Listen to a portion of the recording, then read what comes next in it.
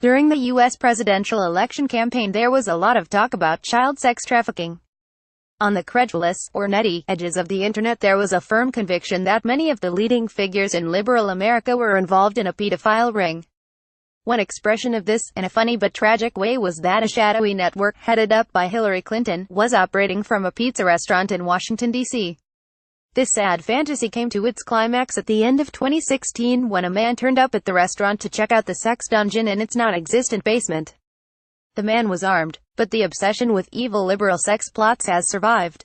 I'm paraphrasing slightly, but the new iteration of the theory goes like this: Donald Trump might appear to be a buffoon, but he is in fact in secret cahoots with Robert Mueller to bust a child trafficking ring run by, surprise surprise, Hillary Clinton, Barack Obama and George Soros. On right-wing forums such as 4chan, the Trump faithful are sharing what they construe as hints that the reckoning with liberal America is coming soon. Any day now. And this seems more than an attempt to convince themselves that the Trump presidency is not a steaming pile of poo, rather that Trump will still prove himself to be the best president ever. An okay president, even a pretty good president, won't suffice. He has to be better than all the others, hence the monumental levels of invention required. Or is this the motivation? Because it could be argued that he's doing okay. No, seriously. Okay, if you agree with the kind of things he apparently stands for. He wanted tax cuts for wealthy people, he got them. He withdrew from the Paris Climate Agreement. Unemployment is dropping. He's held the line on gun rights, conservative judges and opposing abortion. He might even do some sort of deal with Kim Jong-un. Among Republican voters, his approval rate is over 80%. More than 50% say they now support Trump rather than the party.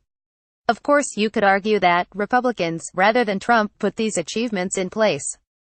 Trump is too busy watching Fox, tweeting and arranging his comb-over.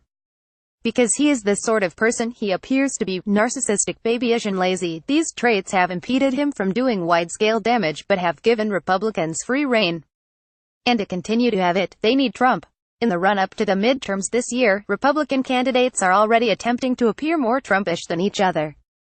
If Trump doesn't run again in 2020, it would be a disaster for the party. The major achievement of the Trump presidency is to profoundly tribalize American politics, so much that it has insulated him from embarrassment or scandal.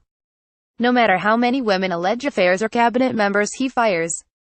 No matter if he continues to be racist or xenophobic or attempts to run the White House like a personality cult, the Republican base will still view him as their guy. By blowing his big sexist, nativist horn, unintended, he's prized open a crack in American society so wide that it seems unbridgeable, certainly not by old-style politics. And certainly not by the condescending tone still coming from the liberal U.S. media. Every week they anticipate the end for Trump, as if Trump is the only problem, rather than a grotesque symptom of a deeper malaise. And the more that media pursues this obsession, the wider the gulf becomes. Those people on 4chan don't love Trump. The man is unlovable. It's just that they hate the other side so very much.